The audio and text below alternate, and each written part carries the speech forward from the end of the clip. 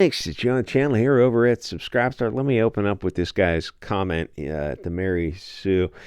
So Disney Marvel slows down as woke doesn't sell. The short version is that Disney Marvel's woke storytelling is, if you're an SJW, please tune out. Your passive aggressive comments absolutely kill me. The storytelling is losing money. They didn't put it in so many words in this article with Bob Iger and whatnot, but that's what's happening. I think everyone kind of knows it as they go back and forth in the comment section. And credit to this one guy for going in the Mary Sue. I've been banned from the Mary Sue, and actually I did get kicked off of Discord for some weird reason. But credit to him for going among the Mary Sue SJWs and saying, how about leave politics out, hire the best writer, not the most diverse, get the best actor, not the most representative actor. I'll say get the actor that matches the character. If based on a comic book, all you have to do is go to the comic book and find the original characters. Yeah, we're not going to do that. Oh, okay, then continue to lose money. So Klaus Schwab's DEI and woke political hacks quit changing the stories and just produce the original content. You're out of touch, living in an echo chamber, and then the Mary Sue SJWs come in here and just yikes, my guy, touch grass. That passive aggressiveness absolutely kills me.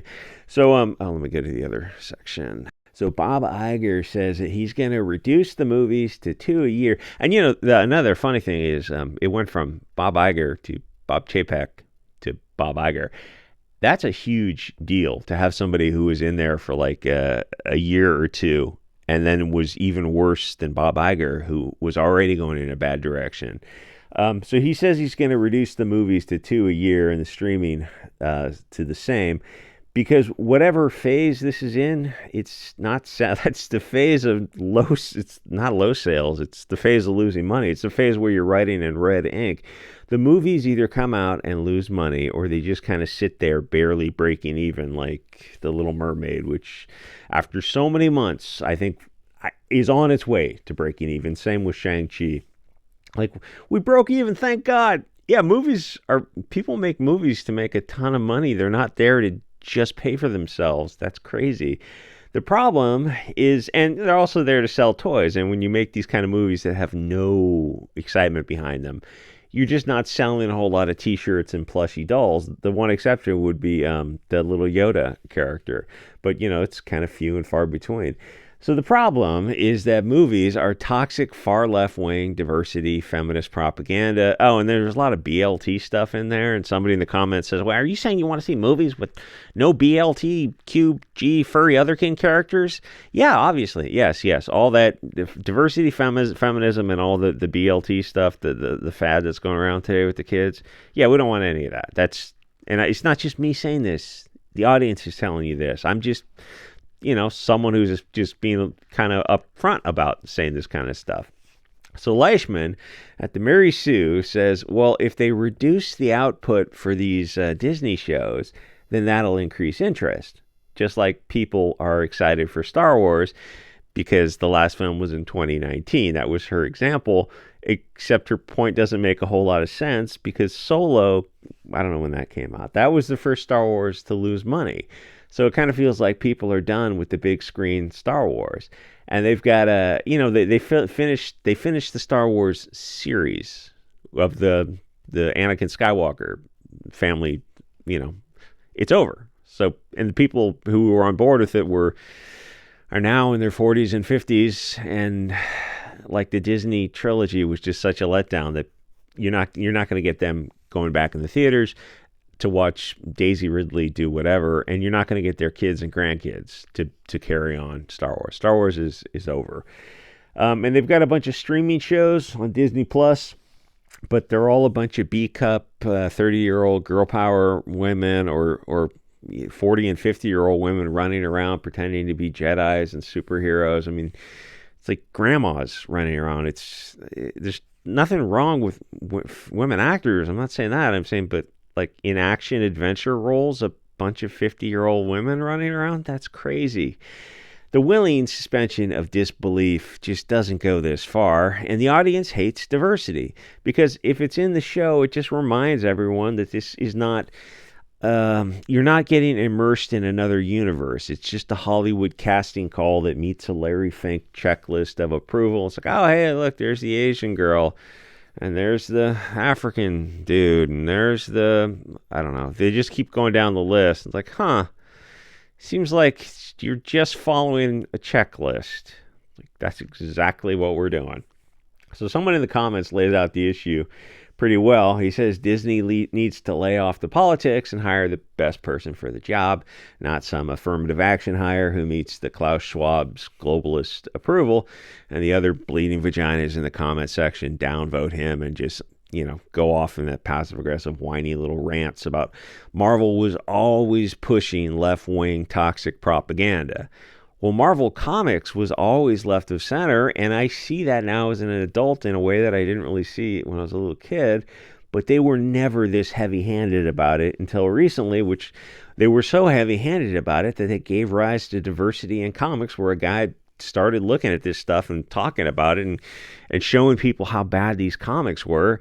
And I remember when I first saw that channel in like 2015 or something, I couldn't believe the things he was saying about comics. So then I go online and I take a look at some of them. Like, they were worse than what Myers was saying, but he was dialing it back for YouTube a little bit because some of the stuff they were talking about really was like involved a lot of hot topics out of the Frankfurt School, like to what these comics were really doing. Anyway, as a consequence, the comic sales have shrunk every year because woke doesn't sell.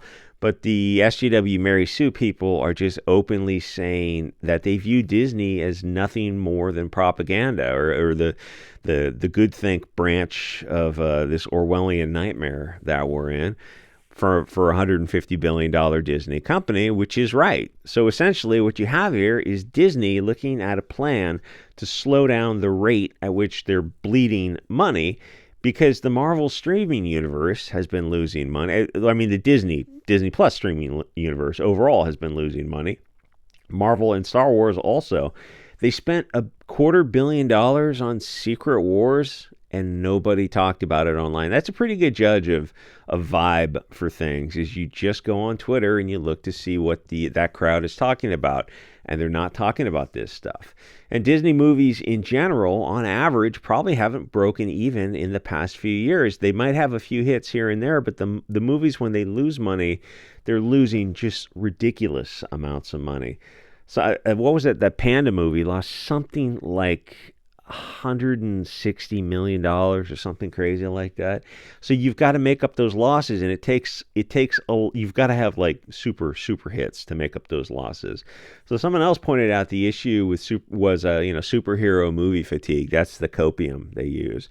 And Marvel can slow down making that genre of movie, but Sony and DC are still making movies. Or Sony or Fox? Sony has the Spider-Man rights, I think, or some of them.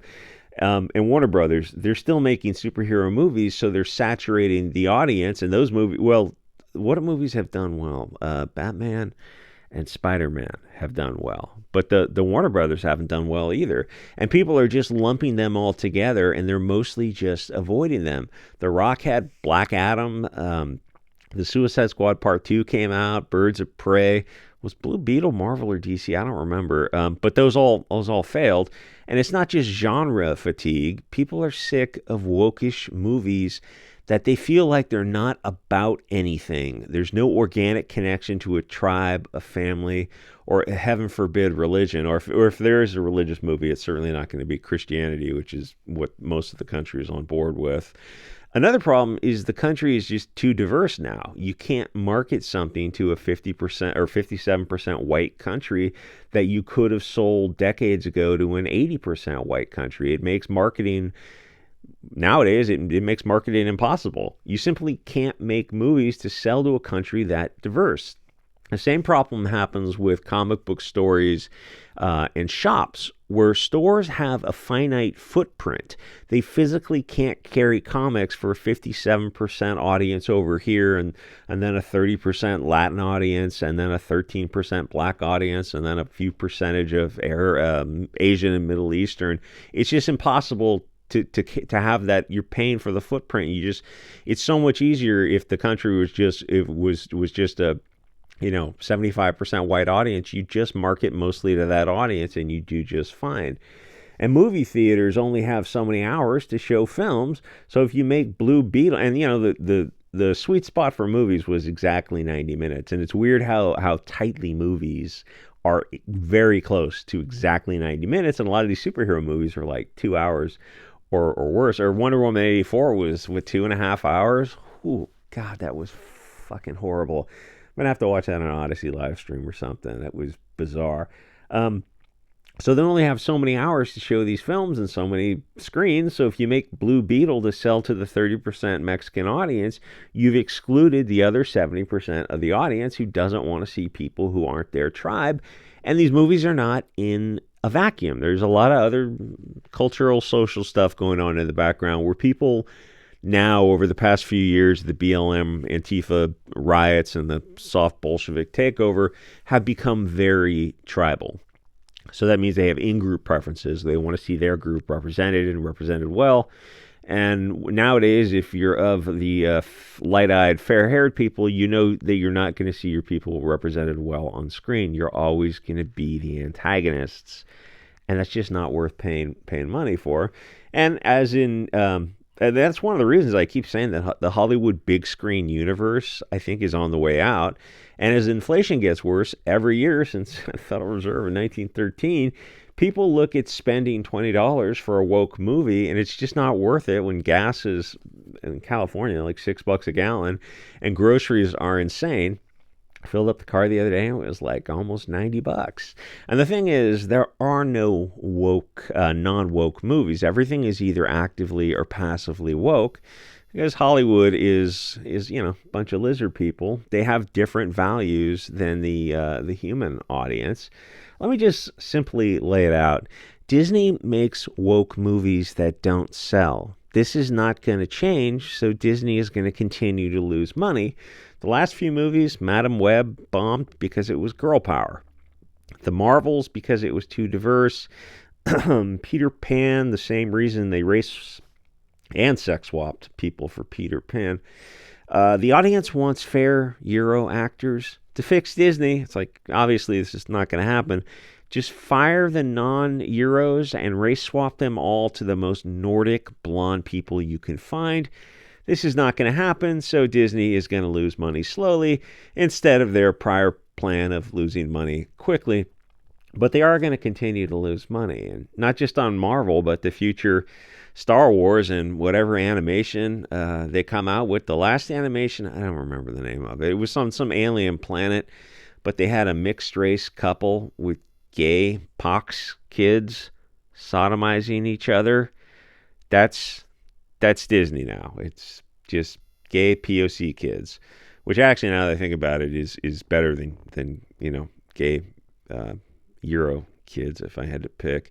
Gosh, why isn't the Eternals getting a remake? This Leishman was confused about this a couple articles ago. She goes, Eternals was the most diverse Disney Marvel movie ever. I just want to look at her and go, yeah, that's not a selling point. And they can't believe it when someone says something just like, yeah, that's a turnoff. That's a negative. People don't want diversity. And they just, like, their brain just goes into a loop because they've been so brainwashed into this, their whole lives have been in this toxic far left worldview of out-group preference. And most people don't want that. They want in-group preferences. And most people are straight. Sorry, that's the way of the world. Men like women, and men are men, and women are women, and like all this. These people are in an echo chamber where they believe this nonsense about diversity it's going to sell movies. We'll market to everyone. We're leaving money on the table if we don't put all these people in this movie. It's like, no, that does the opposite. You're better off making just an Asian movie. And just market it to Asians, and it might cross over, or just make a Euro actor movie, and hopefully it crosses over. And that's your biggest market in America, and it's still going to be. And the next biggest market would be the Spanish-speaking market, but you got to make the movies. You'd have to make the movies in the Spanish language as a primary movie, and then use, dubs to make it English secondary movie. So it's it's going to be a challenge for Hollywood in general. But yeah, Eternals didn't get it. Is probably not going to get a remake because it lost money because it was all Selma Hayek and Angelina Jolie are in their 50s, and I mean they're great, but they're not space gods. They're not like space computer gods. That's just crazy. And one guy was 50 pounds overweight, and one girl had a disability, but they made their bodies in a computer machine. It's like Stan Kirby's. I went back and I reread the first dozen Eternals. None of that makes sense. I mean, they make themselves any way they want. Like, why wouldn't you be a 20-year-old in peak of physical fitness, blonde hair, blue eyed? That was what the comic was. Like the Eternals, there was the three characters: the humans, the bad guys, and the good guys, or the angels, the devil, the demon, angels, demons, and humans. Essentially, was what his story was. And the original characters, I think, were all literally blonde. So eventually, you're going to see Disney get bought out by Apple or somebody else because they would rather go bankrupt than stop all this Frankfurt School anti-white propaganda, because it's a religion to them. Anyway, like, comment, subscribe, and I will see you guys all next episode.